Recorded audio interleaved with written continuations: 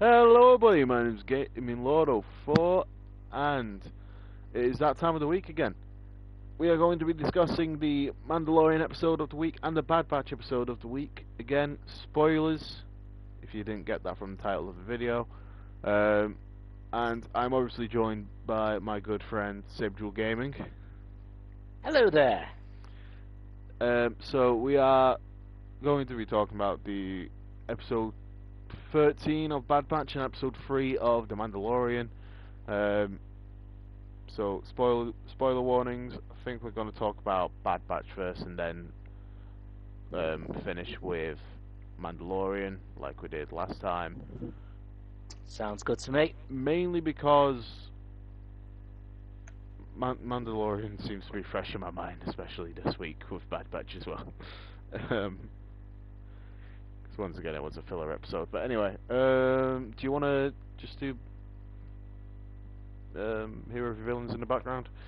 Yeah, that's fine. Throw us whatever you want to do, and I'll just play away as best I can.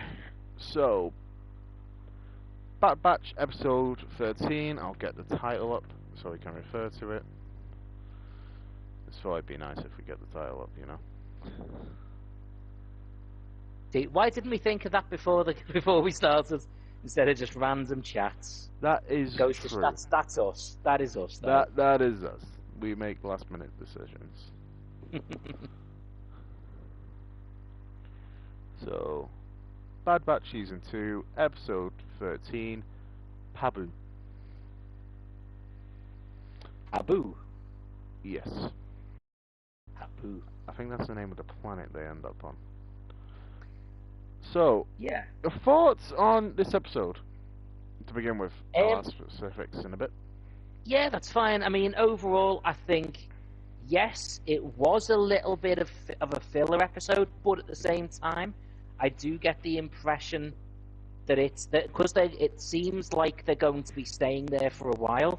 It feels partly like filler, but also partly like it's the beginning of maybe like a bigger arc, or at least a couple of episode arc. Mm-hmm. I think it's interesting that they had the whole thing about actually they've always been on the run. They haven't actually stopped. And then there's the little bit where there's the floods, and there she actually says, "Just don't stop running."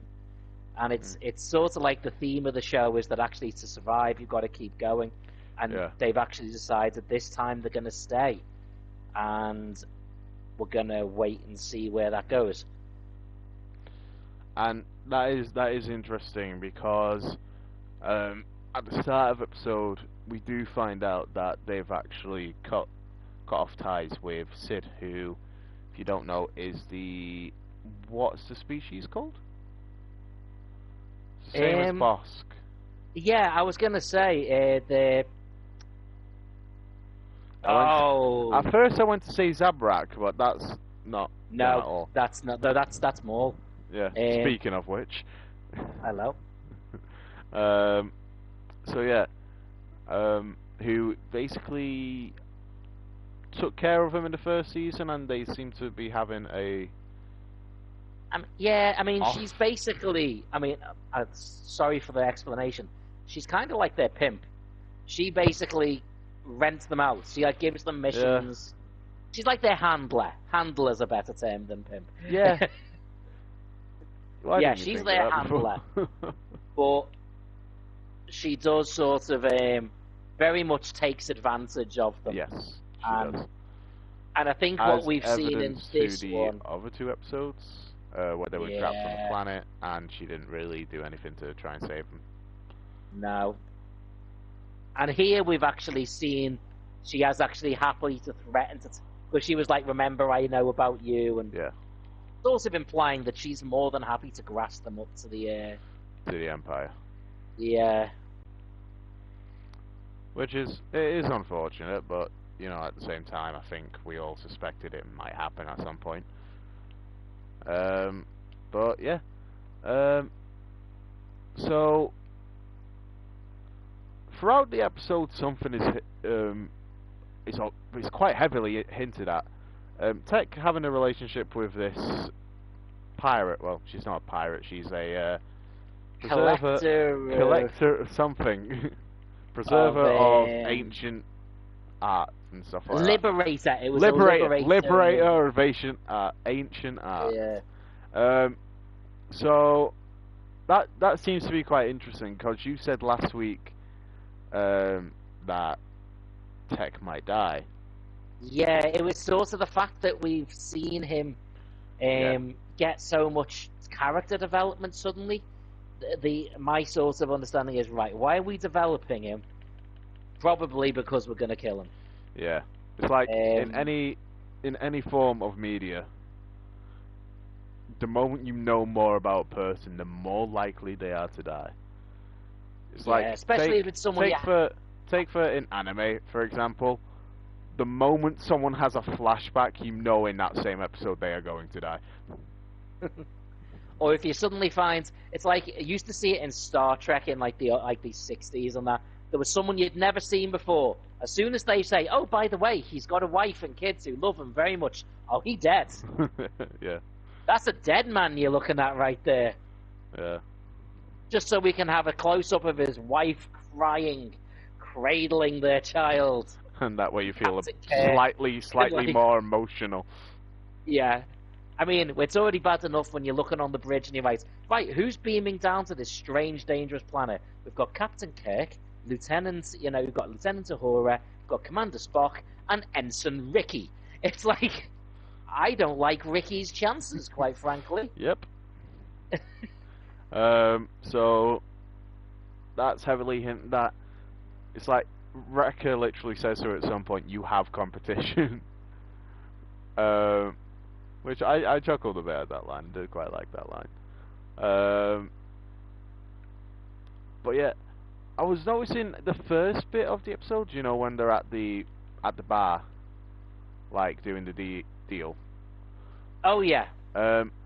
It feels weird without Echo being there, because we've had Echo there for like a season and a half now. Yeah. And then him being gone. That's it. He's been there for the full time, and yeah. I think the fact that they lost Crosshair, to then lose another. It's like they're not really much of a batch anymore. No. It's more like a couple trio. of people hanging out. Minus Omega, it's a trio. Yeah, it's basically 3.5. 3.5 men. Oh my god, 3.5 men. Yeah.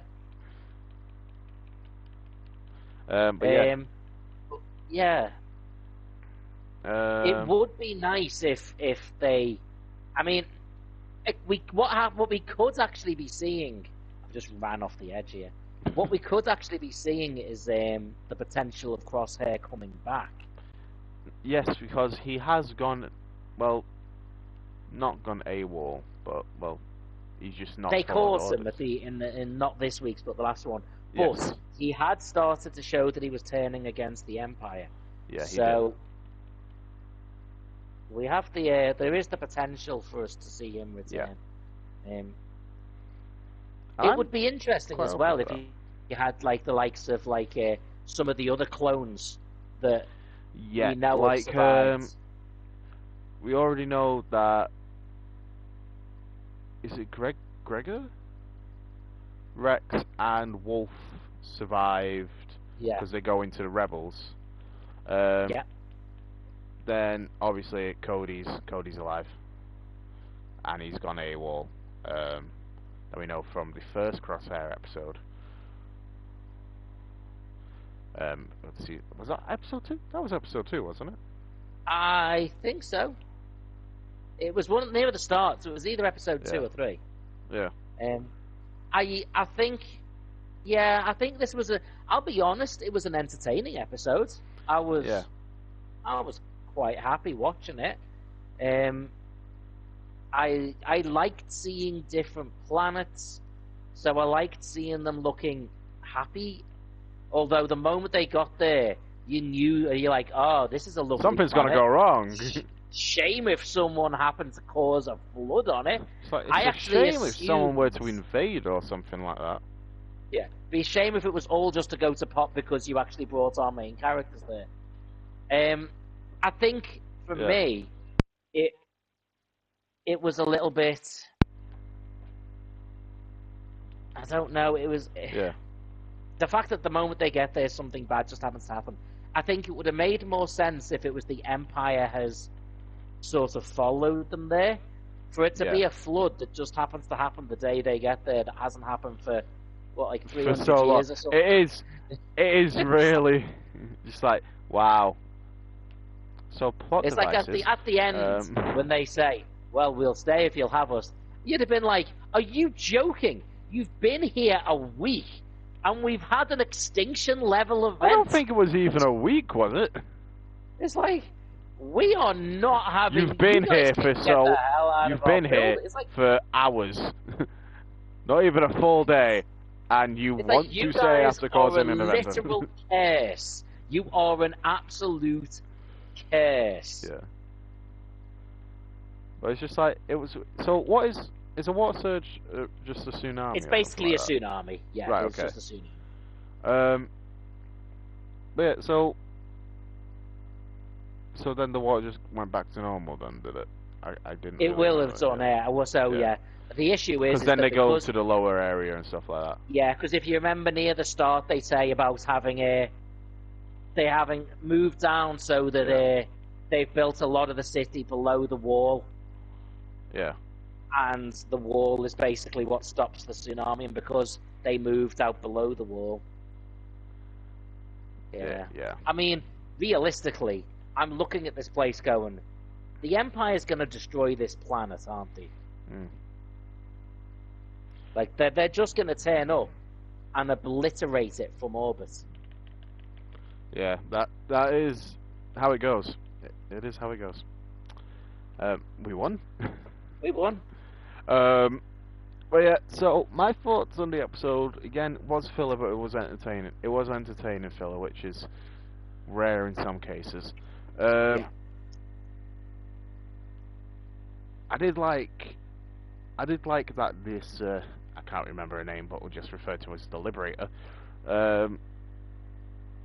did, like, basically just was like, I may be friends with Sid, but screw her, come and live with us. So I did quite like that. Shows that they have some allies outside of other clones and stuff like that. Yeah. And yeah, that water surge was very clearly just there for plot reasons. Yeah. So it's like, we have to have something entertaining happen this episode. It can't just all be happiness. I mean, in a sense, it was good that it was something different. It wasn't them having to kill anyone or fight anyone. It was them dealing with just nature itself, causing problems. I do like how they also basically, instead of showing us that they've basically split from Sid, they told us, because like some stuff it just said I've selected a random hero when I have not selected a random hero. Okay. Anyhow, because sometimes when they show us the separations and stuff like that, or something happening in the thing, it like only lasts a couple of seconds, and then it's just like, well, that was pointless, so why'd you show us? Yeah. I mean, the split from Sid, I think they needed to make it clear that that's what's happened. Yeah. Because we haven't seen her for a while anyway. But then we've also seen a lot of episodes that aren't focused on them, that are focused on, the like Crosshair and stuff. So it's sort of difficult because it keeps jumping back and forward between who it's focusing on. Yeah. It has been a little bit tricky to keep track of, because 1 minute we're learning about where Crosshair's up to, and I'm like, right, now we're back to someone else. By the time we see Crosshair again, I'll be like, oh yeah, he was captured, wasn't he? But I suppose it's good all these characters are split up, because it just means there's more going on in different areas and multiple stories, which was, with the Bad Batch, was one of the issues, because it's just following one group of people everywhere. Yeah. It didn't have the same variety that something like Clone Wars did. You know, in Clone Wars episode, it could have been about anyone. Clone Wars episodes went everywhere. Yeah, there was no star. You know, you'd say, well, Anakin and Obi-Wan. There were whole story arcs. There was like barely episodes them. about Plo Koon.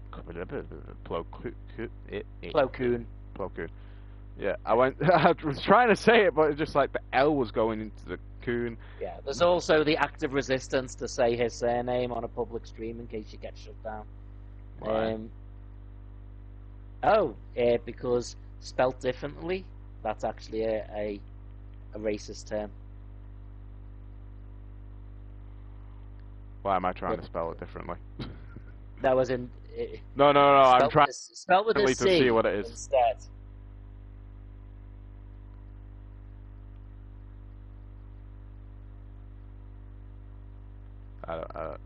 Where? So it's K-O-O-N. Yeah, spell it with a C instead of K. C-O-O-N. Did you say it was basically the C word? No. I said it's basically the N word. Okay, I don't see it, but okay. It's basically it's a racist term. Okay, it's the surname is. If you spell it differently, you know, it's one that used to be used as a very racist term. Right, okay. Anyway, going back to the Bad Batch. But yeah, I mean, you had like whole episodes that about featured Jar Jar, about I don't think we did the ones about Jar Jar, but okay. I don't know. I actually really quite like. To be fair, no, I do actually like the one where it tends to be a Jedi, and all the droids are just like, oh no. It's actually so good. But yeah, that was it. I did like that episode actually. Yeah. But yeah, so as to where the series is going, can't really tell from this point. But seeing as the episode count for season 1 was 16. It's 16 this time as well. Is it? Okay. Yeah. So we've got 3 episodes left, and we don't know where it's going. I would imagine it's going to end. I sort of imagine it's going to have, right, and this is an idea, okay? Yeah. This is just an idea.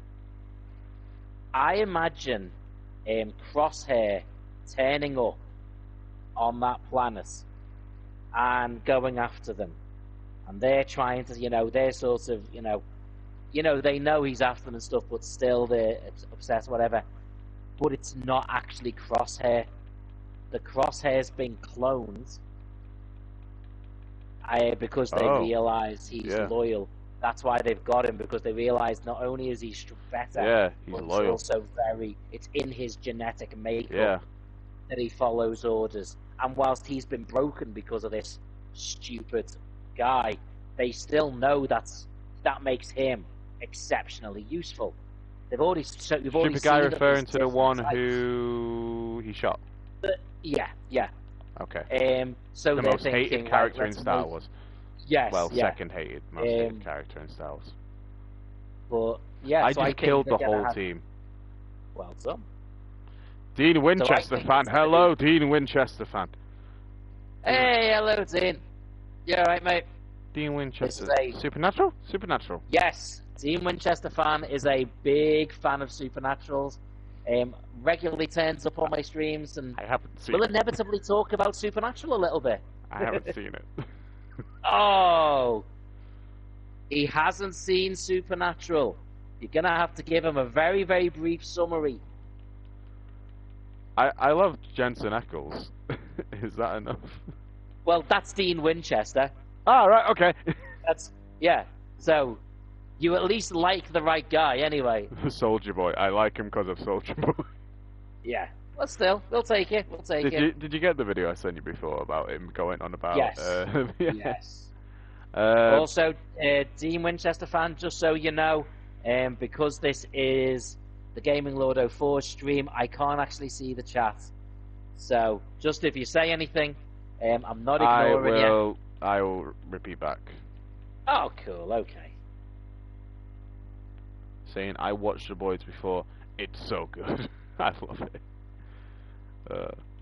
I think it's like you and me were talking about it, Saber, and you were just like, "You've seen it." It's Yeah, like, what did you you've think seen of this it. episode? And you know That's what very tough. episode we're on Everybody's about when you fine. say this episode. Yeah. That episode. Flesh is fast and flesh is cool. Campfire's ready, tell me everybody's ready. 5-5, ready, tell me everybody's fly. DJ singing, he said, my. I love that song. It's always in my head as well. And I can't tell if I'm singing it right or not. Anyhow, back to Star Wars. So, Mandalorian. I think around we that lost. fixes it. Yeah, we lost. So, wait, so you think they're going to clone him because he's loyal and stuff like that? Interesting, I because... think, yeah, because they literally talked about how when he said, I have my inhibitor chip taken out a long time ago. Oh yeah, It's in season 1. It just shows that he's loyal. His despite nature is to follow orders. I came second. Well done. I do good. I wish someone over there called Sweaty Timmy. I am good, Dean Winchester fan. I'm doing very good. Saber, how are you doing? I'm good.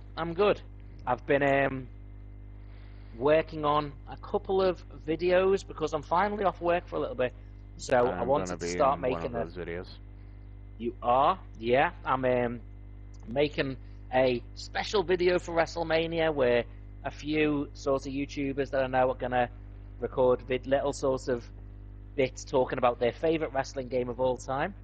And Gaming Lord 04 and I are actually good friends outside of YouTube, so I've asked him to do one as well. So yeah, I'm probably going to post that next week. Is next week is WrestleMania week, isn't it? Not this weekend. Next weekend. Is that WrestleMania weekend or my? Yes. I was just thinking, just like, no, yeah. So Dean Winchester, I'm from Argentina. I now live in Germany. That's pretty cool. Yeah, I remember you mentioned that when I was on it. I somewhat guessed it was Argentina because of the flag. Well, I know the flag. Yeah, the flag's Argentina. I had to go through as soon as I saw that flag, just like, what country is that? I didn't study. Too slow to pick a decent character. I didn't study geography, so therefore I sucked at geography. I genuinely. I sucked at it in the first years that we had to do it, and then it was just like, screw it, I'm picking history. And then history was boring as hell because we were learning about blooming 1920s stuff like that. Civil rights movement. 1920s fascinated me. The civil rights movement fascinated me. That was pretty cool. Anyhow, yeah. We're getting too political here. I love the Prohibition era. That was interesting. The idea that trying to ban something makes it more prominent. Speakeasies and stuff like that. Yeah. It's an interesting thing to remember. If you're trying to get rid of something, don't ban it. It becomes more intense then. Yes. It's like banning Star Wars. Yeah, you know, all of a sudden everyone will have a copy of the Christmas special. Duel of the Fates intensifies. Anyhow, Mandalorian time. Time to talk about the Mandalorian. New episode. I was just going to sing I'm so awesome. Okay. Episode 3. I'm not gonna look. Oh wait, never mind. Disney Plus is open up. I can try. If I die here, probably am. Yep. Run, I will. Run. Mullen Green, I am. Rockin', and rollin'. Down by the stream, I'm strolling. Dude, that's not even the words. It's down to the beach. Why would there be seagulls at a stream? I don't know. So you have failed me for the last time. Wow. Anyhow, so Mandalorian season 3, episode 3, chapter 19, The Convert. So, yep. So first of all, brief description of what happened in the episode. it kicks off where he left off last week, with the Mythosaur, in the whatever the pools are called. Yeah, and the lakes below Mandalore. Lakes below Mandalore. In the mines. Yeah. They haven't died once. I'm just realizing this. Yeah, I don't like that.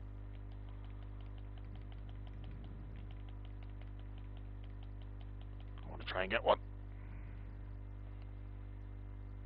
That didn't pan out. Okay, I got one of them. Anyhow, so yeah, it starts from where I left off.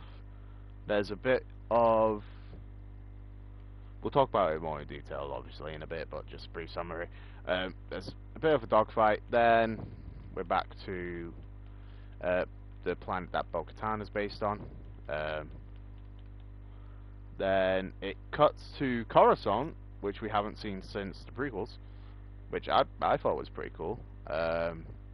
Stay there for a while, and then it cuts back to Bo-Katan and Mando, see how they're doing in this whole situation. But yeah, and it's quite an interesting ending, I thought. Anyway, so let's talk about the first part, shall we? Okay. Hi, Pinkfire. How are you doing? I am doing good. How are you doing? Hello. Saber is with me as well. Yeah, that was me. If you couldn't tell, the creepy old guy voice. Anyhow, so first part of the episode, let's talk about the Bo-Katan and Mando part of it to begin with, shall we? Both beginning and the ending of the episode. Yeah. So the first bit, obviously, from where we left off. Bo-Katan seemed very mysterious at the beginning, mainly because Din was knocked out when he fell into the pools. This was last episode, he fell into the pools. So we're quitting after this, by the way. Okay. And she went in to save him.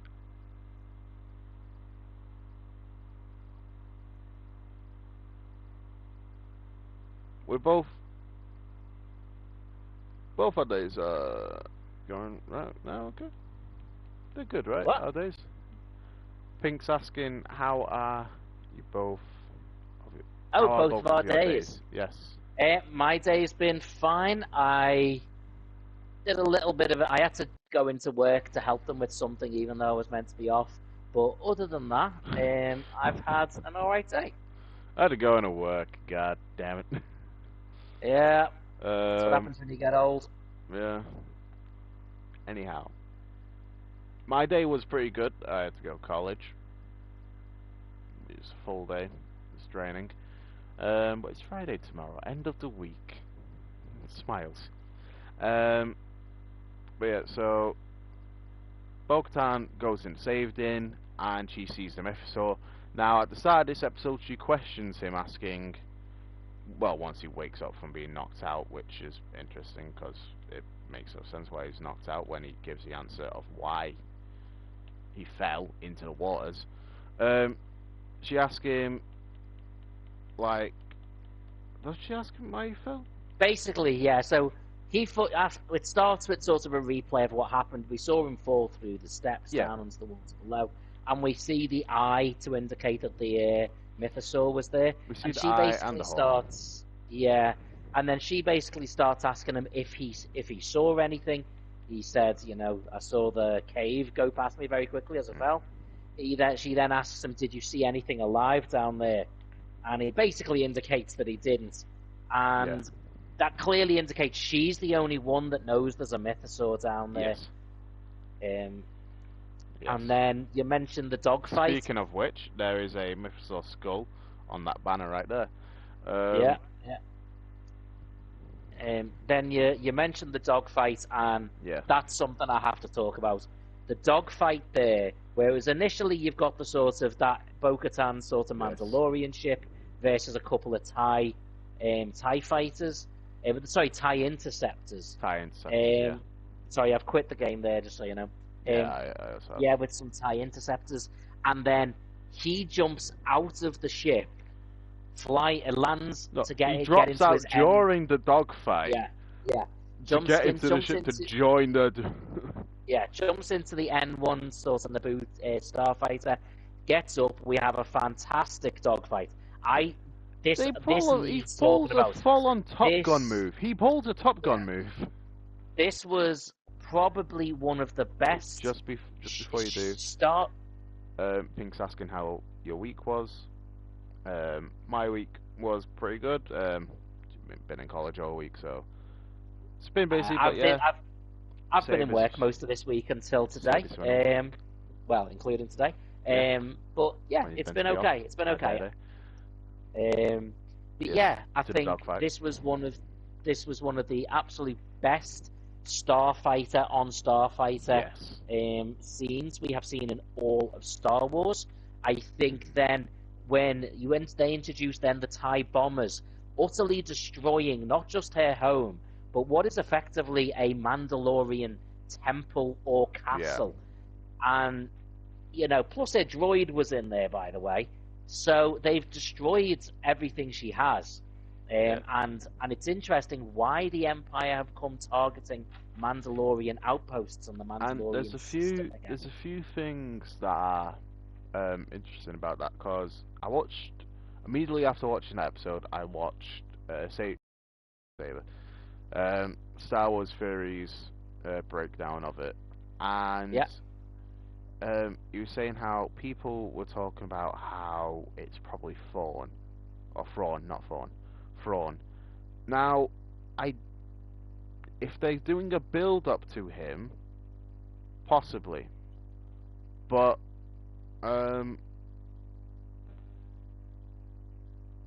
we know he's definitely showing up in Ahsoka. But we don't know if he's showing up here. So it could be him. By all means, could be him.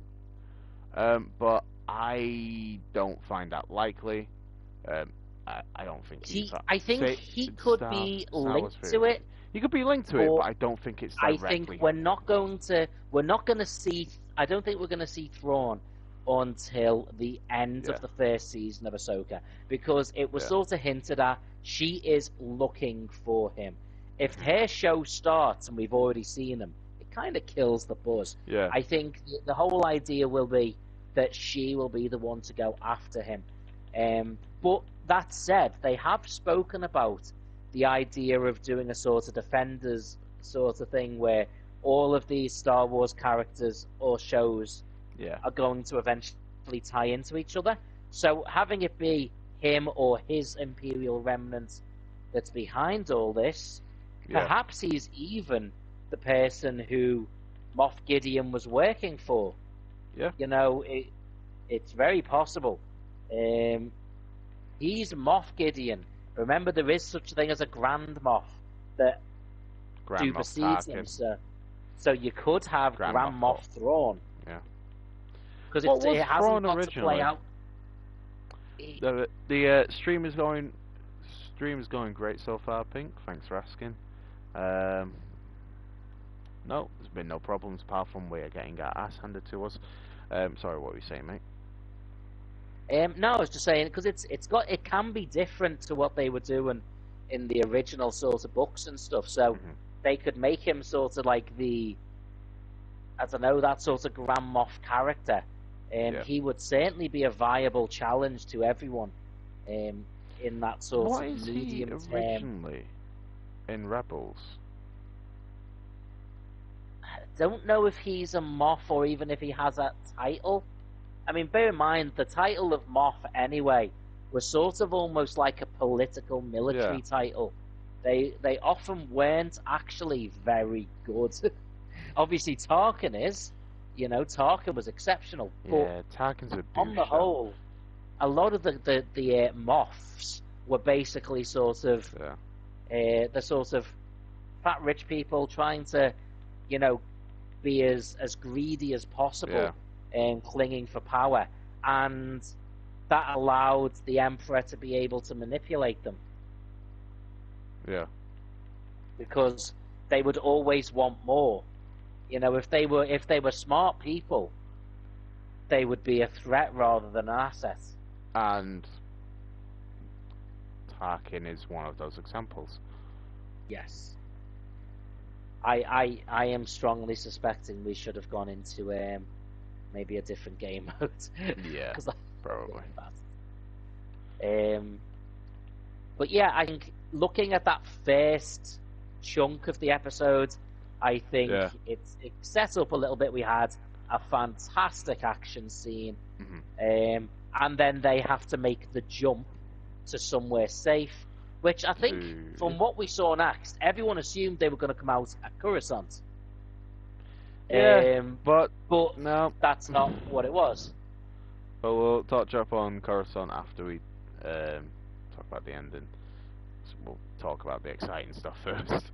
Yeah, okay, so, yeah, go on. So, going back to, for those of you who heard me say before, I mentioned a Top Gun maneuver. What Mando does in the N1 Naboo Starfighter, he flies up at a right angle, an incline, direct incline. Is that what it's called? Yeah, just completely vertical, basically. Completely vertical. TIE interceptor behind him, and all of a sudden drops, and just it's a Top Gun. If you've seen Top Gun, you know what I mean. But yeah, we'll quit and go into a co-op. Yeah. But yeah, so it was a cool episode. Something else to take note of. I don't think you mentioned this, but the did you mention this? I think you mentioned it before stream. The credibility of the Mythosaur and stuff like that, and the Darksaber. I think that was before stream that you talked about. Yeah, that. It was. Yeah. So obviously, because Bo-Katan is the only one. Because Bo-Katan is the only one who knows about the Mythosaur, she could go back and easily tame it, which means that she then has more credibility than the Darksaber. But what else is interesting is that after this dogfight, there seems to be quite a bit of a spark between Mando and Bo-Katan. Yeah, there does. Now, what I think is that they're gonna rule Mandalore side by side. And why am I in? Oh God, you're in this as well. Why are we in the hero of villains? I swear we quit. It looks like, and for me, it looks like I swear to God, I quit. Right, I'm gonna quit again. Pink Fire Heart. What are both of your favorite Marvel movies? I like Guardians of the Galaxy. For me, my favorite Marvel. Oh, sorry, I thought that was your answer. Sorry, mate.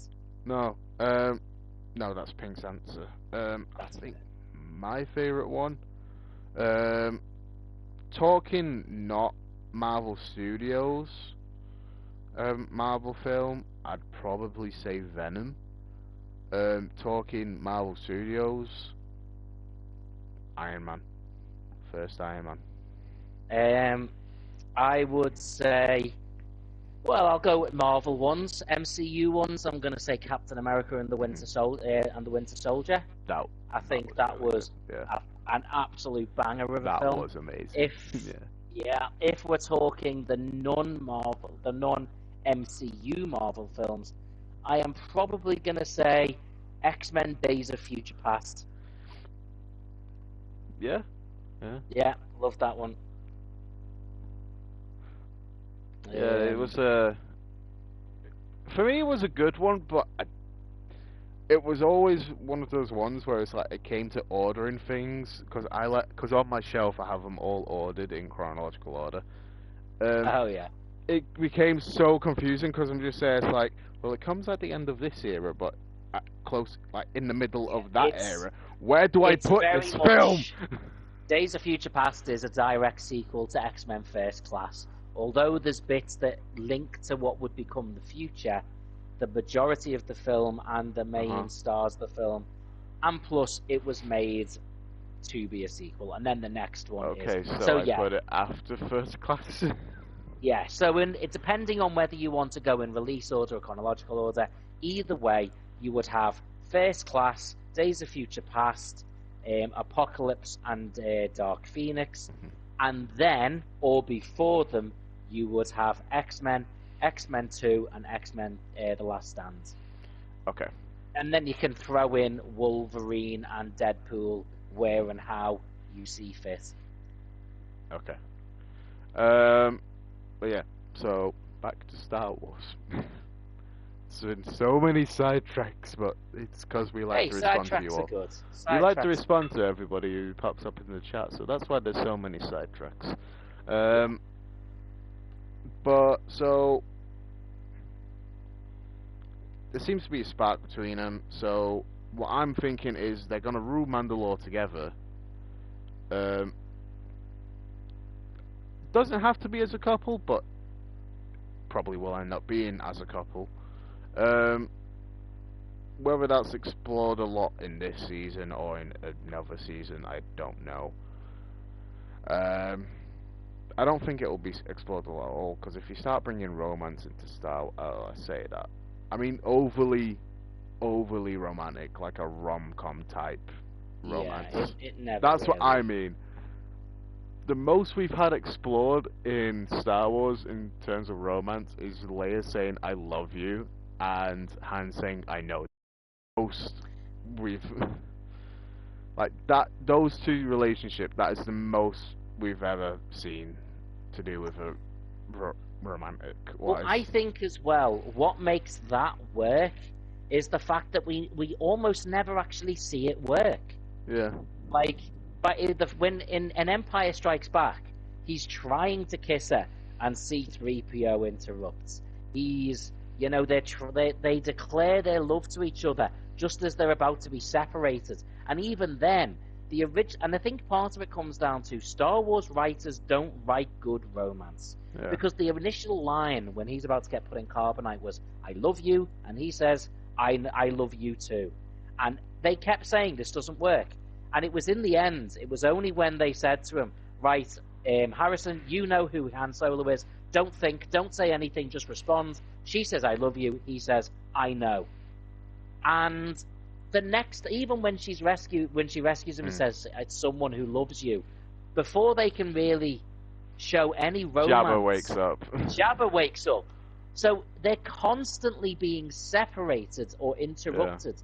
So we basically see them, and it's unlike the whole Kylo Rey, multi-Finn Rose fiasco, which was sort of like a reality show type thing. This was a very clear look. We know it's these two.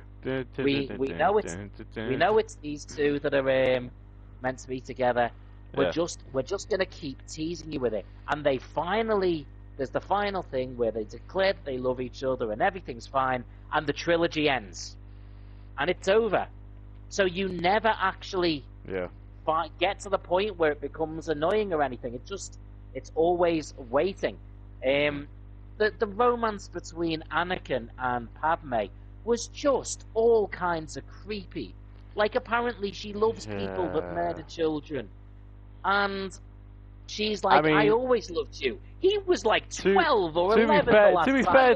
To be fair to her, a lot of people I know are interested in psychopaths. For example, when that Jeffrey Dahmer documentary came out, everybody was all over him. But I think that was more to do with Can we clarify though? There's a difference between this guy who's a psychopath or a baddie in a TV show. I'm interested in people who are actively attracted to real life psychopaths and child murderers are mentally unwell, and like Harley Quinn, are mentally unwell, and they need to be locked away and helped for their own good. And you're probably thinking, what could be worse than these type of people? Furries. Well, this is your channel. So you You say and I that. both have agreed on this multiple times. Anyhow, Anyway, back to Star Wars. yeah. But yeah, So I don't think they do romance well, and I don't think Yeah. it needs to be there. It doesn't need to be I there. mean, it doesn't. It's Star Wars is this massive galaxy-spanning big event. It doesn't need. By the way, I got to crush on this person over here. It's not needed. You don't. You know it. It doesn't work its best. I think, and yeah, I saw the sort of hints between him and Bo-Katan, but I don't see. I personally, I think it'll be hinted at. I don't think they can rule together, in my opinion, because one of them will always be a threat to the other one because of how Mandalore works. Yeah. You have Mandalore the ultimate, Mandalore the, great, we have all these, they are individual solo titles. So even not Duchess Satine. sharing the power. And I think Maul. that doesn't work. What's that? Maul, Duchess Satine, the Prime Minister before that. Yeah. They never share. Yeah. Well, technically, but that was mainly because of Shadow. I also don't think he has, if you look at it really, he has never indicated that he wants to rule. He just wants to be a Mandalorian, and I think now wants to be a dad to Grogu. Yeah. And I think anything that gives him more power and responsibility takes him away from Grogu. So I don't think he wants that. Yeah. I do think she wants it. I can see her getting the power and starting to become maybe a little bit bad with it, and he then has to overthrow her. But I think that would be about defending Mandalore's honor rather than wanting to be the one. And I feel like that would probably be a later season or something like that. Not this season. Yeah, down the line. I mean. Yeah. But the final part of the episode. So after we've had the whole Coruscant adventure, if you could call it that. We'll talk about in a minute. Yep. We cut back to Bo and Din coming out of hyperspace, and they are on the planet that we saw in the first episode with the armorer and the cult Mandalorians. Yeah. And it's pretty interesting because they show up. Paz Vizsla's first of all is just there. It's like, you're not welcome here. You've violated the code. Yeah, he's a prick, isn't he? Really. I mean, I think it's also mainly to do with that he has the Darksaber, which is his clan's birthright. Oh yeah. So I have a feeling that it's one, partly because of that, two, because he did break the code. So they go to the armorer. Armorer uses the water, sees that it's weird because she pours it into something, glows. So I don't know what that means. Don't know what she poured it into. Probably I think so. They mention how that the water has magical abilities. No, it has Beskar ore. So in other words, there's like small amounts of Beskar in it. That's it. Because they say the mines used to supply Beskar ore to ancient. So it'll be that there was like something in the water that reacts to the Beskar. Yeah. So they prove that. So she turns around to them, just like, "You're redeemed. Well done." And the interesting thing is, since coming out of the leaving Mandalore and bathing in the waters to save Din, Bo-Katan hasn't taken a helmet off. So the armorer turns around and says to her, "Your clan's redeemed." Well, she's redeemed. She's redeemed, not a whole clan. I mean, it is basically just her at this point. Yeah, it is. Yeah, it is. So, technically. So, the whole clan of her. Yeah. So I thought that was interesting. But if you notice, she doesn't. She isn't happy about it because she doesn't. But the armor, to just before I go into a bit more into that point of she doesn't look like she's happy about it, the armorer basically says to her, "You can leave whenever you want." Which Yeah, I think doesn't. what she's saying is she wouldn't have been allowed to stay. Mm, If she had a helmet off, she would have yeah, had to leave. So in order to make things make sense, she had to have been in that situation. yeah, So she's not taking a helmet off. She's allowed to stay with them, but what she's sort of saying is, the moment you can leave whenever you want. You don't have to stay with us. yeah. So you leave whenever you want to. But basically, if she takes the helmet off again, she again would not be welcome to be with them. Yeah. I think the idea is we might see an episode of all the Mandalorians on a bit of a mission together. I and think in we order will for that to happen, because we've seen a couple shots in the trailer where Din's walking out on that planet, out of the caves, with he's walking out of the planet on the caves with the Mandalorians out of the caves, and we haven't seen that shot yet. So I have a feeling that will either be next week's episode or another week's episode. But it will definitely be interesting to see because I do quite like having this idea of the whole clan, the whole cult of the Mandalorians going out on this mission because we haven't seen them all work as a as a group. team.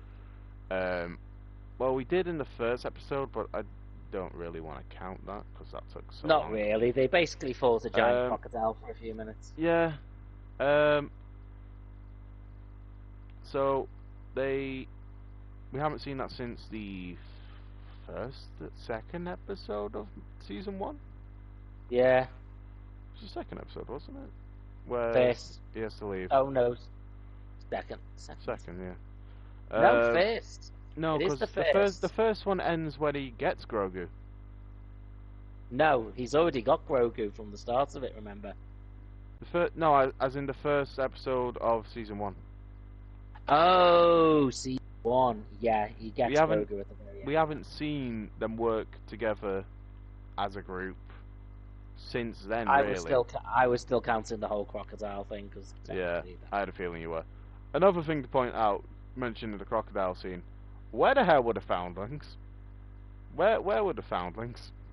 They were literally there. You saw them because they all had to run. They said, No, "Get the." I mean.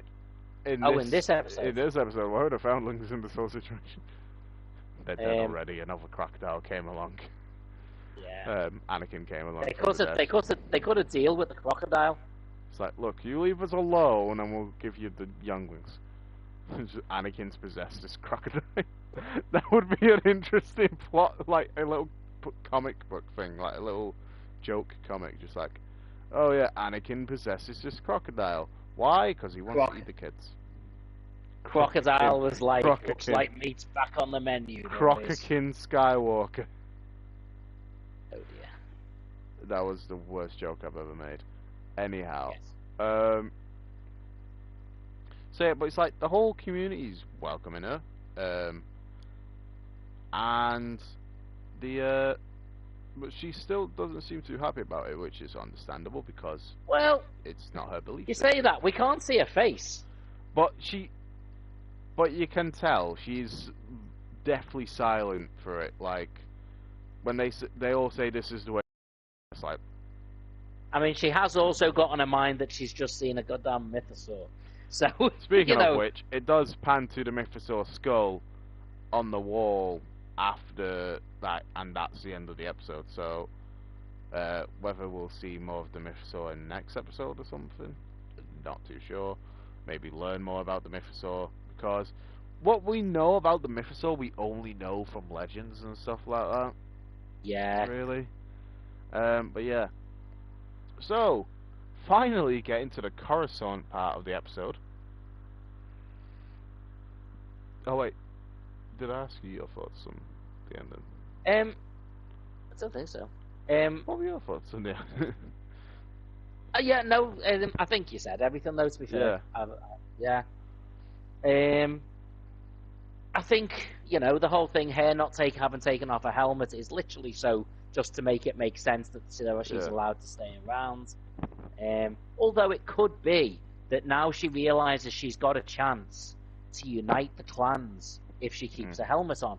Yeah. So she could decide to do that, because if she sees how these guys operate, maybe she goes, well, actually, I could, and she could maybe, go and fight, get some of the other ones back again, but she'd have to encourage them to follow the same suit. Sasha Banks? Sasha Banks. But then, yeah. Get her back. But then the way of sort of making that make sense could be, we found a mythosaur. This is a sign that Mandalore, is being reborn, and maybe that means going back to the old ways. Yeah. So, there's rationale. If she got all those other ones and says, "Look, I've got a mythosaur here. Keep your helmet on," they'll keep their helmet on. Yeah. The Coruscant stuff. And before we do, an interesting thing that I saw somewhere, I think it was on Instagram. I can't remember what the source was, but apparently Boba Fett is going to show up at some point through this season. Apparently. Now, you know how much I love Boba Fett. I'm not getting my hopes up here. Yeah. But I feel like they might bring him into it, like the whole ruling Mandalore stuff. Not ruling, but being part of the Mandalore planet and stuff like that. Like, I feel like they might do that, but then again, they might not. Because he's going down the crime lord route. Well, not the crime lord route. Kind of the crime lord route. But yeah, so it's interesting. But yeah, it's gonna be interesting to see where it goes with next episode. But I do feel like it might focus more on the mythosaur and them as a culture. Maybe going on the mission like you said, maybe just exploring that planet a bit more, seeing if there's any significance to that planet. But who knows? It would be interesting Bo reference like an event in the Clone Wars, like with Vizsla and stuff like that. Like maybe she's telling Din like how to use the Darksaber, and she mentions pre-Vizsla or something like that. Who knows? But it would definitely be interesting. But anyway, to the Coruscant stuff. Yeah. It is confusing. The Mandalore, the Din and the Bo-Katan part of the episode, straightforward as hell. So let me ask you, right? What part, right? And I'm not saying I disagree, but to clarify, what part do you find confusing? The fact that she's clearly evil, but she's betraying. She's acting like she's betrayed the Empire when she hasn't, to work for the New Republic, to betray other people who've betrayed the betrayed the Empire. Because they basically have. They've deserted them, right? Well, no. No? They've been captured and turned in. Because remember, Luke came onto the ship, so Moff Gideon got turned over. So you'd imagine his crew were all turned over to the New Republic. Okay. So if you think about it, she's been brought into the New Republic, and she's got two options. She can either stand there and say, I'm loyal to the Empire and I always will be. Okay, cool. Go into jail and stay there forever. Well, she's not helping the Empire by doing that.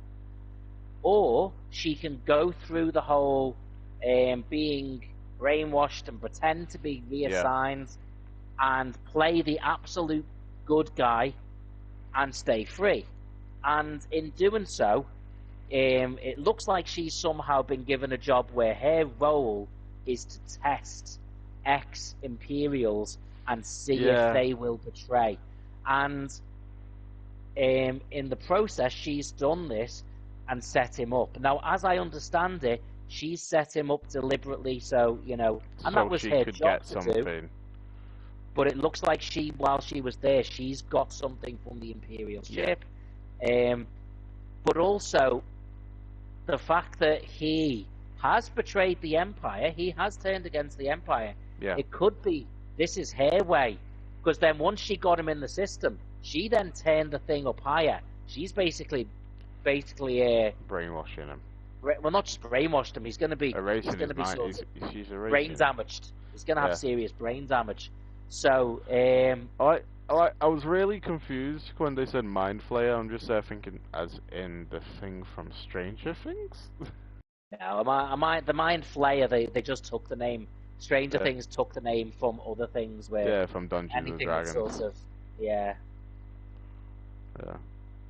But I'm sure that thing in Rogue One was meant to be some sort of Mind Flayer as well. That the thing that you and I both know I don't remember that much of Rogue One apart from the corridor scene. So, but so first of all, I would say it was a little bit confusing as to where it was going. But first of all, we got to see Coruscant again. Yeah, the last time we saw that was during Andor. I think we saw it. We did actually. Yeah, we see it during Andor. Yeah, we see it in Andor, and obviously we've seen it in Clone Wars and Rebels and Bad Batch and bits occasionally. And prequels. But in live action, it was only in Andor, and this time we got to see it the way it looks in the films, at night time. Because with Andor, we only saw 2 places really. Well, 3 places. And it was usually in daytime as well, so it looked very different. Because the places we saw were the senator's apartment, the place she met up with the other guy to basically make deals. Yeah, his store. To get information. His store, and the Senate building. Those were the 3 places that we visited, and we didn't really see much of outside of Coruscant. Not a lot. We just saw a few ship lanes and stuff like that. So I think it was nice, and it's nice hearing about what happens to the Imperial, officers. You see a few of them there that have been successfully sort of rehabilitated. The idea being that a lot of them had been brainwashed, and have been forced to do things, and they've still got to make up for it. It's all just like, so cloning's wrong, but brainwashing people's perfectly fine. Yeah. I mean, their mindset Are we the bad guys? Yeah. I think what they're basically implying is, no, it was the Empire that brainwashed people. We're unbrainwashing them. Which is technically brainwashing. You're still just brainwashing them. That's technically brainwashing. I'm saying that we didn't brainwash you. We're innocent. So it is, and you can understand why cloning is considered so taboo, given the Clone Wars. But no. What's the Clone Wars? Explain to me what the Clone Wars is. So what was the Clone Wars? Far away. Yeah.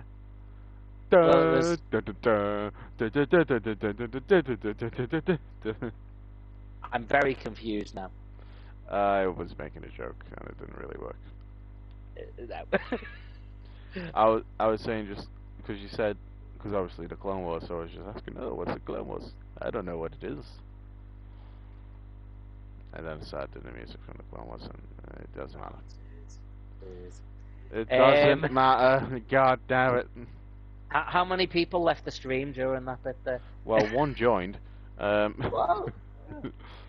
But yeah, I think it makes sense that they wouldn't want to touch cloning anymore. But then, if that's the case, why let him do a speech in the Senate about the benefits of cloning? I was like, So you're gonna let him speak about it, but you're not gonna let him actually do anything about it. Yeah, let him stand there and explain to everyone why it's useful, but then don't And let they're him full do on it. cheering. They are cheering him. Yeah. Also, like to point out that is the opera house where the whole. Sorry, the opera house, not the Senate. Yeah, yeah. Over here, the Fair play. tragedy of Darth plagues the wise. Oh, Pink is back. I'm very sorry for that. I had to do something here. What did you guys say? So both of our favorite Marvel films. We were basically saying how we had one that wasn't MCU, which was, I think it was So Venom my for me, favorite and yours was my favorite MCU film was Winter Soldier. My favorite non-MCU Marvel film was X-Men: Days of Future Past. My favorite non-MCU film was Venom, and my favorite MCU film was Iron Man, the first one. But yeah, so it was cool seeing the Opera House again, going up the same steps as we did in episode 3 with Anakin. I also thought it was really cool going into the seeing a Star Destroyer all dismantled. Yeah, that was pretty cool. It reminded me of the opening bit of Fallen Order. Yeah, I was thinking that. Cal Kestis and everything. Even though that's a Venator, but still, it's Star Destroyer. Venators are Star Destroyers, right? Well, it's a type of Star. They're similar ships, let's be honest. I'm pretty sure they're called Venator Star Destroyers. I think, well, they don't call them Star Destroyers during the Clone Wars. Star Cruisers. They're called Star Cruisers. They just call them Venator class Star Cruisers or starships, whatever. But yeah, so it's cool seeing the Opera House. So then this person who is the one betraying the Republic, but betraying people who she's trying to get to betray the Republic. But You're just confusing yourself more now. You talk about it. It makes more sense when you talk about it. So basically, she is someone who is still loyal to the Empire, who is pretending that she's converted to the New Republic, and her role for the New Republic is to test the loyalty of other defectors. And it looks like to me what she's probably doing is the ones who don't actually still want to stand for the Empire, she's making them look guilty and killing them off, and probably keeping the ones who are loyal to the Empire around her. Either that, or she's just out for revenge on behalf of Moff Gideon, and killing off anyone who she thinks has betrayed him. I suppose really the question is how is this going to tie in to the stuff that's going on with the Mandalorian? Yeah. Because the only reason this story would be being told is if at some point it's going to lead into that. Now, what would make the most sense is her freeing Moff Gideon. Yes. So we will see if that's what's going to happen, and if then Moff Gideon goes after him. Yeah. It's but I think right now the best thing to do is just sort of a bit of a wait and see approach. Wait and see where it goes. Yeah. Yeah. You see, it's so much easier when you explain it, and it makes more sense to me than when I go through it. It's like, so she does this, but she's betraying them, but she's not betraying them. But she is. But she's not. She isn't betraying them by the way she betrayed them. By not betraying them, though, she's not betraying them, but she is betraying them, but she isn't. Well, ha ha ha ha. Ha ha. I've got a Grievous here. I've got a droid to kill. Killed him! Oh, that's nothing. I've got a pen. I've got a pineapple. Sweet Jesus. A pineapple, a pen. Please kill me. The meme's dead, Saber. The meme's dead. The meme's dead, Saber. It's dead. Let it die. It's not a meme. It's a song. Not every meme isn't interchangeable for joke. Okay, a meme is specifically a still picture with words on it. Anything that moves is not a meme. Your goddamn generation. Oh. My generation's perfectly fine. It's just Is it really? Okay, look. Does your generation even identify as a generation? My part of the generation where we're Star Wars fans and everything else perfectly fine, and the ones who look like the memes and laugh at them, ha ha ha. But then the rest of them that are furries and other things, that's the weird ones. Yeah, that's fair. Any other community? Why won't I fight? I just want to say, any other community, be who you want to be, love who you want to love. Furries, get out. Not furries. It's not furries. That is my opinion. That is my strong opinion. Anyway, Pink's asking. I know this may seem an out of now here question, an out of field, but both of your thoughts on me? I think you're pretty cool. It's nice chatting to you. When you show up on the streams, because it's good to have that company, because you always show up when nobody else is there. And it's always good to have people that join the stream that you know, and not people that cause trouble. They're always easy to talk to. You know, you're sort of like the ideal person to have in a stream, because you regularly turn up. You'll have a chat. You always seem to put a like on the video. Yeah. You always, and it's you never cause any trouble. If you leave, you always come back to just be like, yeah. And more importantly, because one of the things that some people do is they get annoyed if the person doing the stream is talking to somebody else. Yeah. That's again not something you ever do. If Gaming Lord 04 on his stream is talking to someone else, you never start going, what about me? Why are you ignoring me? You're the ideal type of person that you want in these streams. Absolutely. Are you not one of those people who are always just like, oh, play games with me, play games with me. Oh, what's your ID on this and such as that? And it's like, that's just not questions we'd like to answer. It gets intense. It gets intense because we'd like to keep our lives from this and personal out separately. To be clear, the reason that me and the Gaming Lord 04 play together and stream together is because we know each other. We know each other in real life. Yeah. So it's so when sometimes people say, well, you play with that streamer, why won't you play with me? I generally don't give away my details of anything. And my it's like PlayStation, the only time I've known you to collab with anyone else was with Retro Slam on that podcast. Oh, Retro Crisis. Retro Crisis, that's it. Crisis. Yeah, and that's because, again, he's someone I'd spoken to on Instagram, actually before I even moved on to YouTube. Yeah. So he's someone I'd spoken to and known for a while as well. So,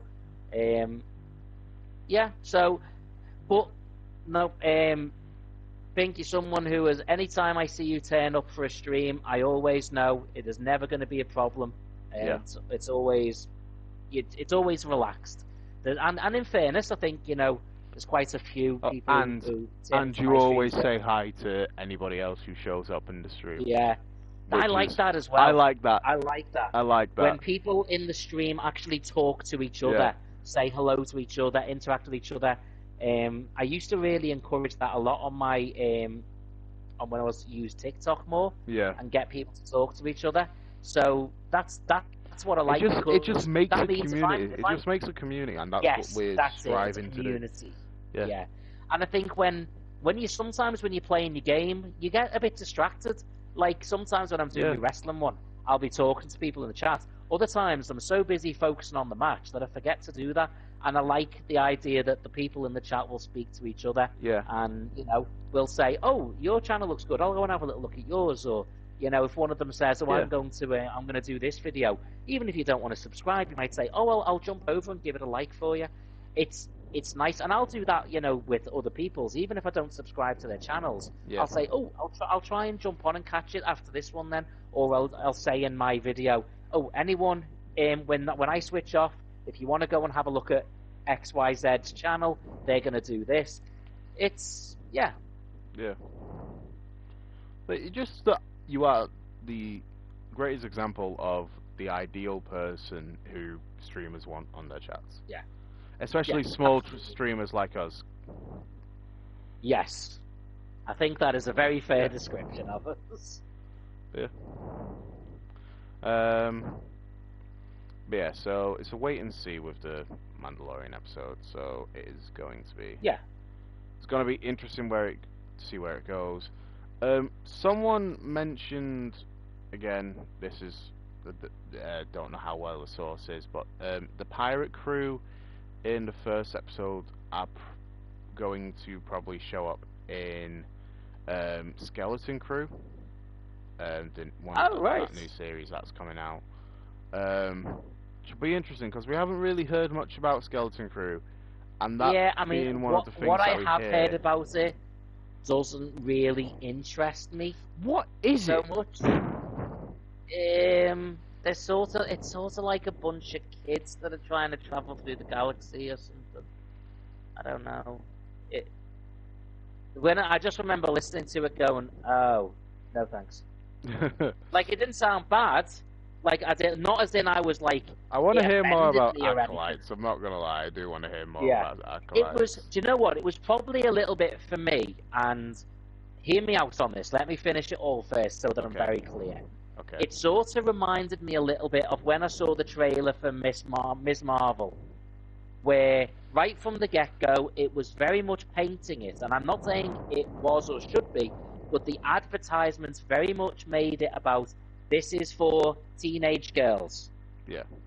That's the way that the stylization of it and everything was done was saying, this is a show for teenage girls. And that's fine. There's nothing wrong with Marvel doing that. But then, that's why I was like, that's okay. I'm not interested in watching it, though. That's because the style of it was not for me. And it might be a good show. I don't know. I'm probably not going to watch it. I actually quite liked it. It was pretty decent. Yeah, and that's fine. But everything about it told me it wasn't for me. And that's okay. Yeah. Not everything has to be for every person. When I saw the trailer for Skeleton Crew, or not the trailer, the synopsis of it, I found myself going, there's nothing about that makes me interested. So I got the impression it was more of a sort of more of a kids show, and that's not a bad thing. That doesn't mean it's not good, but yeah, and I might watch it at some point, but it'll be one of those ones where it's just like, if I've got nothing else to watch, then I'll probably watch it. Yeah. It's like with me and She-Hulk. Like. It's like with me and She-Hulk. Don't make me think about that again. Dude, I want to be super clear about this, right? I have had bouts of acidic diarrhea that have made me cry and question life. The kind of bouts that when you wipe afterwards, you cry a second time because you're just that sensitive. And I want to pick the absolute worst example of one of those bouts of diarrhea, and I want to make it very clear. I genuinely enjoyed that experience more than any moment in She-Hulk. Have I made myself clear? Yes. I'm glad. She-Hulk, you are quite literally the drizzling squibs. Yeah. You are... Pink saying, oh really, I never thought I was like that to the both of you. I honestly don't think you are gonna like me. Not everyone has to like me. Well, in that case, let me be very, very clear. in fairness, when I'm doing my channels, there's only a few minor things that annoy me. And it's usually down to people repeatedly asking for something that I'm not comfortable or just don't want to do. And Pink, you have at no point ever said or done anything that, you know, there's a reason we remember you. And granted, I never remember your full name. I just say Pink. That's what I will call you every time. But if as soon as a Gaming Lord says, "Oh, Pink's on," I know who he's talking about. I remember you, and I remember you because whenever you come on, I go, "Oh, this will be fine." If you were the only person watching one of my streams, I know it's going to be fine. There's not going to be a problem. I know I'm going to have at least one like on there because I know you'll put a like on it. I know you'll chat away, and I know if you go and come back, you'll always let us know when you're coming back, and you're the kind of person that I love having on the streams. So don't doubt yourself. Don't doubt yourself. It's like when I was doing the South Park streams, and not many people were going to watch it. You were on there constantly. You were always going on about stuff like you were always finding the references in the game and referring them to the episodes, stuff like that. And I enjoyed having those conversations with you, because I doubt if anybody else came on who watched the show probably wouldn't have said anything about it, probably because of how risky South Park is comedy-wise. But my god, it's absolutely hilarious. I would say one of the biggest sort of compliments that I can give you, Pink, is the fact that I specifically remember, because often if I finish work, I'll get my phone out and I'll check to see if Gaming Lord is doing a stream. And the main reason I check is because if I'm on the buses, if I see that there's no one in the stream, I'll try and keep it logged in just so that there's someone on it, and I'll try and chat when I can. I remember coming out of work once and logging in to see because I saw that he was streaming, and I right away saw that you were talking to him in the chat. And as soon as I saw that you were in the chat, I was like, oh, it's okay, because you're there. So I knew that the fact that you were there, someone was watching. It wasn't, I didn't because I think we're both moderators for each other's channels as well, aren't we? And I was like, oh, it's Pink. I don't need to worry. I don't need to sit there and keep an eye in case anything goes wrong. I don't need to try and make conversation to get things going and try and drive the stream or anything or help out. Not that he needs me to do that, but, we try and support each other wherever we can anyway. And as soon as I saw you were there, I was like... There was one time I needed that with another person who kept asking me, like, if I wanted to do voice acting for a... Yeah, I remember that. Yeah. Jeez. It's like, I was just there, it's like, he keeps asking, Saver, please help me. Yeah, I remember that one. I think that was before you came along, Pink, but there was one time we were doing a Battlefront stream, and they kept asking me. By all means, I just want to say this now, I do actually want to look into doing voice acting, because it is something I'm passionate about, doing impressions and stuff like that. And you have actually done sort of auditions for voice acting and stuff as well, I have. On Worthy Productions, I only did the Death Ranger one.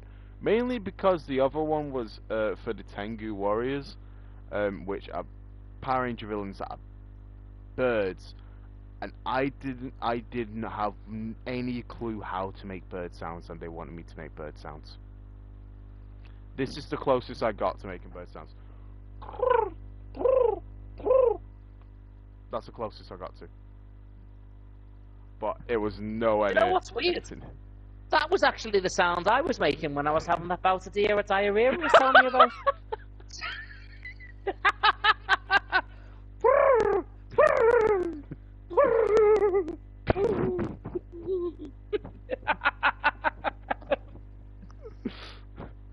You see, for me, I'd think my diarrhea would be like a seismic charge. It just drops and goes boom.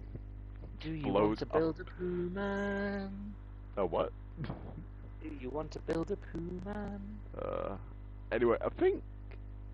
Do you want to do one more and then we'll end the stream? Yeah, I think because I need to I need to grab some bits to eat and just chill for a little bit. So yeah, one more sounds good. All right. But yeah. So you, Pink, are an ideal subscriber to small streamers, and I enjoy having your company. But yeah. So gonna do one more match, and we are going to then end the stream. And that'll wrap up this week of Mando and Bad Batch spoilers. It'll at one week it'll just be Mando spoilers because Bad Batch is ending in 3 weeks, I think. Yeah, that'll be a shame. It'll be a shame, and we'll finally be able to talk about the. But we'll do like we did with Kenobi and stuff like that. We'll do one stream where we talk about each episode as a whole. Just like summarize it a bit and then just say our thoughts on it and stuff like that. And I think our highlights for each of those episodes, each of this season especially, will always be the Crosshair ones. They are good. The Crosshair They ones. are. They are the to me. They are the equivalent of the Maul episodes in Clone Wars. And I kid you not, I have every season of Clone Wars downloaded on my phone from Disney Plus. The only ones I watch are the Maul episodes. I have every season, apart from the newest one, because they never actually released it. But I've got all the other seasons of Clone Wars and Rebels on DVD. And are they gonna release it on DVD? I don't think so. If Disney Plus haven't released any of the stuff that they've made, no seasons of The Mandalorian, Boba Fett, Kenobi.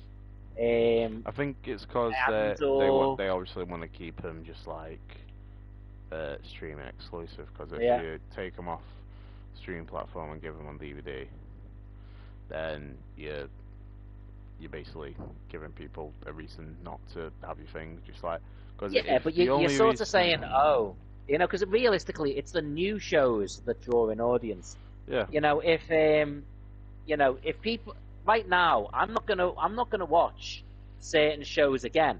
But if they put them on DVD, I'll buy the DVD. Yeah. I mean, they could get 20 quid off me right now for Mandalorian season 1. It's like whenever I go HMV and I've got money on me, after I've been paid or something like that, or it's my birthday, I go in, I look, and I see if there's a season or a movie I'm missing from one of my collections. It's like Christmas time. I went in, saw they were doing like a 2 for 20 quid on seasons of Lucifer. So I was just there, it's like, grab those. I still haven't really watched that, Oh, it's so good. It's so good. I do need to try and watch it. It's a shame because he was at the first Comic-Con I ever went to, but I wasn't into Lucifer at the time. So when I was I stayed for the panel for a bit, and then I was just there, just like, Mom, can we go? And just like, yeah, do you not know who he is? I'm just like, no. And then I was just there, it's like, I get into Lucifer, and I'm just there, it's like, I met him, but I didn't meet him. I was like, that is the suckiest thing ever. The fact that you met him, but you didn't appreciate it. Yeah. It's... And now you would.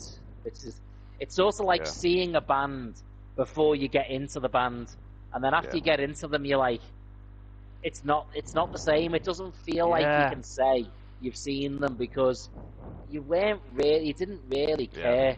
It's not the same. You couldn't sing along the songs. Trust me. Once I actually get a chance to meet him properly, I'm definitely just gonna say, yeah, this is the first time I've met you. First time I've ever seen him. To any of my friends, I'll just be like, yeah, he's a great guy. Never met him before. But yeah, Lucifer's good. Is obviously at times there are bits where it's a bit too heavy on the biblical, but that makes sense because it's a show about the devil. But yeah. So as long as you're alright with that. I mean, it links in. I mean, I think it probably links in similar to things like Constantine and stuff like that. Anyway, Oh, I love Constantine. Constantine's good. I can't They're believe making they a only made one Constantine too. series. They are making a Oh, Constantine you're talking too. about the film, aren't you? I'm Yeah, talking yeah. about both, but they're making the season, not season 2. They are making a sequel to the film, and this is mainly because I love Keanu Reeves. But yes, I love the line he says, just like, no, because how can you have a love if you don't fight for it, and then just walks off the stage. Have you seen that? I mean, I have, but I can't remember it. I think someone It. says to him, "Are you a lover or a fighter?" And they just go, "Well, I'm a lover because I don't know how to fight." And he just turns and says to him, just like, "How can you have love if you don't fight for it?" And then he just goes, "No, I'm kidding." But he's such a nice guy. And the fact he gets paid a lot, but doesn't really tend to spend much of it on himself.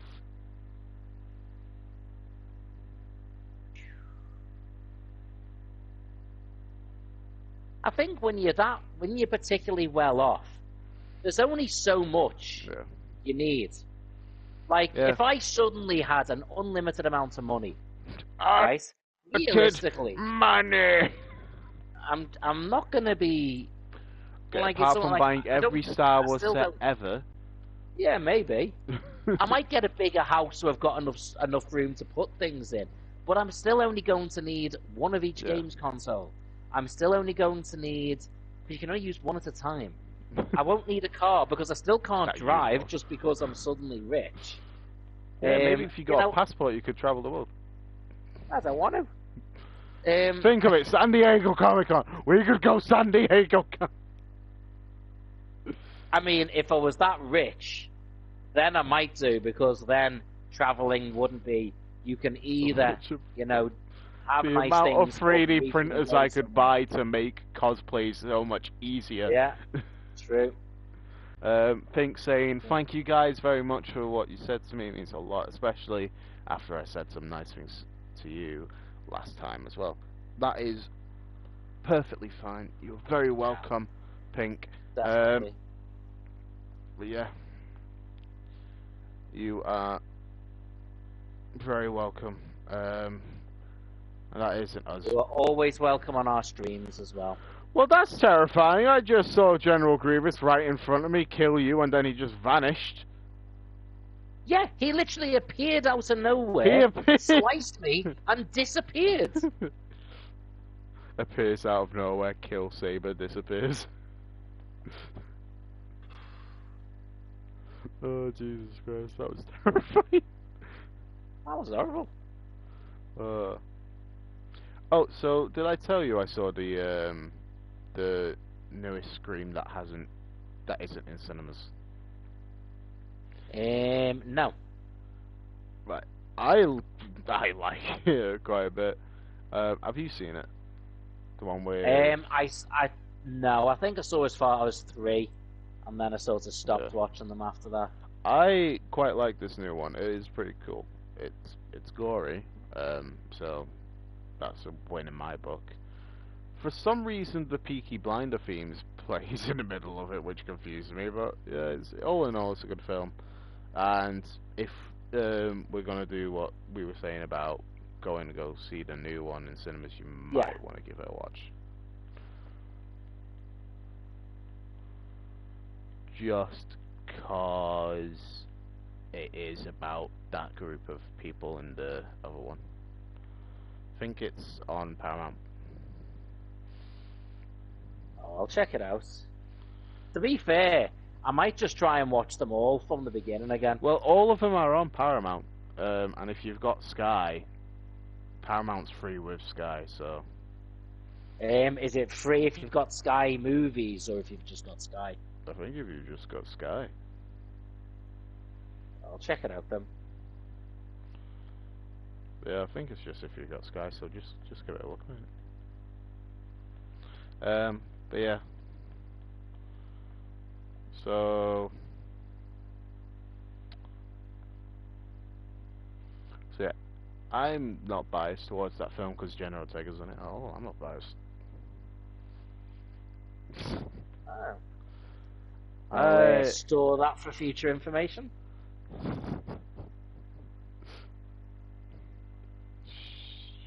I regret my decisions. Nice. I always regret opening my mouth around it. That's loud. Me and you are apparently the top two in the game here.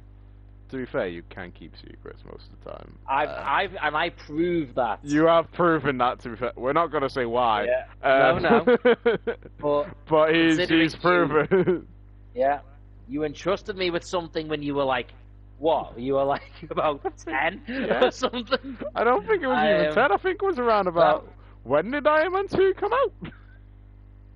Well, yeah, that's a while ago, mate. I think that was like the first year of Marvel, so yeah. I think is it fair to say there was a discussion around face crushers? I think that's and I think seeing as we're talking about it, people can now understand what I'm on about. Seeing as I mentioned First Crushers and Iron Man 2. Put 2 and 2 together.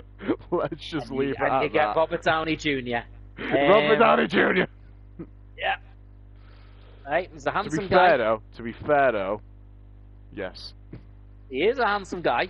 Let's be honest. I'm not going to elaborate on that. Yes, but yes. Like with you and McGregor. Could have said it was Happy Hogan. Jon Favreau, that's his name, right? Jon Favreau, yeah. Jon Favreau. He's the guy behind. He does like a lot of stuff in Mandalorian, doesn't he? Yeah, I'm pretty sure he's the guy who made Mando. Yeah. Which when I thought, okay, and then I saw his face, just like, I swear that's Happy. Who, ironically, is never happy. Yeah. The miserable Hogan. If the first, 5 minutes of No Way Home introduces, just endorses that, just like, yeah, no, he's not happy at all.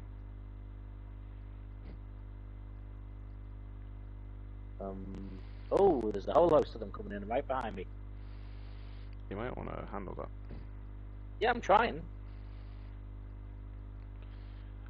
I need to ask you something. Is the reason you have the red, I can't remember the exact battalion, the reason you have the red clone trooper skin on your heavy, because so you can feel like that scene in Clone Wars where it's the one heavy trooper against that whole army of clones? No. Although now you say it, yes, it helps. No, do you know what? I know you sort of pick your, because I know I will say the one thing where I will say you outdo me in Star Wars knowledge. I'm not saying there aren't other things, but the one thing where I'll happily admit it is you certainly outdo me in your knowledge of the different clone armors and color schemes. You know that much better than me, and I'm happy admitting that. I think on most things, I think it's fair to say I'm. Oh, well, we won't go into it, but you know what I mean. We're doing okay. But on that one, yeah, you definitely win.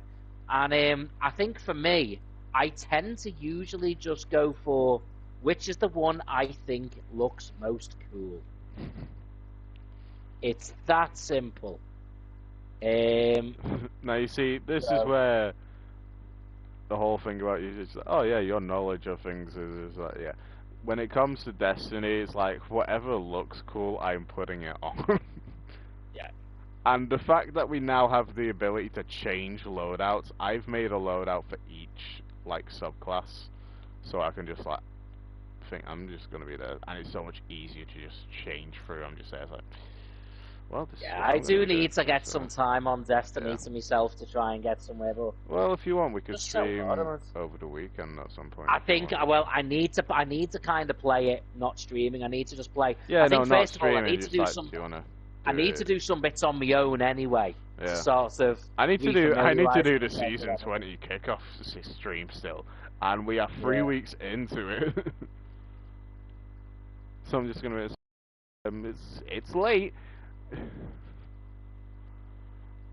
Like, But yeah, the Lightfall campaign for that was hard, man. I had to level up, so like grind to level up so many times. Whereas in Witch Queen I only had to do it 2. I had to do it like 5 in Lightfall, I'm pretty sure. So that was just ridiculous to me. And then the final boss fight, I was just there, it's like, I need to check if there's any way I can make this easier on myself. And I cheated to kill the final boss, so I think with my kickoff stream I'm going to start it off with killing him the normal way. Or maybe do a separate stream killing him the normal way. But yeah, anyhow. I mean, I will say, one thing that has really put me off Destiny, to a degree, is the fact that the way they've changed it now, that in order to move up levels, you have to be able to do certain missions. And I've looked at the missions and gone, right, I'm never going to be, the certain ones there that I'm never going to be able to do. It's just not within my capacity. So I can never level up past that. So actually, why bother trying? It's not possible. I'm sure at some point. Honestly, there is a lot of things on there that it does. I am no better at now than I wasn't at the start. I will not be able to do them. And it's specific, because it's specific. You have to do this particular thing that I've never been able to do, and you have to be able to do it without dying. Yeah. Well, no, that's not going to happen. So for me, it just becomes, well, there's no point in sort of trying to do it because I won't succeed. When's the back guy become first? Me and you were the top 2 on the list for ages. I don't know. I think we got distracted. Yeah, we must have done. I think. Right, I'll quit. Let's jump out. So, yeah.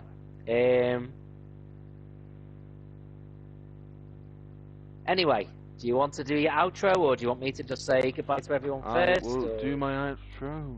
I'm gonna quit so we don't go for my outro. So, thank you everybody for watching. Thank you for Pink. And Dean Winchester fan. I don't think anybody else showed up, but if you did, thank you for coming. Always appreciate it when you show up, especially if you don't leave a comment, just you being here, watching it for a couple seconds. Perfectly fine with me, and your company is always welcome if you ever want to just say hello in the chat. So, if you haven't subscribed to me already, please feel free to do so. Hit the bell notification whilst you're there. Subscribe to Saber. He does retro reviews and he does streams with me on his channel occasionally when he's doing my GM season. I'm just about. It's the final season. Final season of the my GM mode on 2K22. 2K22. And I will be getting 2K23, but I'm basically debating on. I probably won't get it until the end of April because I believe I will be getting a PS5, so I will probably get it on that instead of my current PS4. Excuse me. Okay. That's assuming I can find a PS5. Yeah, that is assuming. Yeah. It's just gonna have to go into the black market.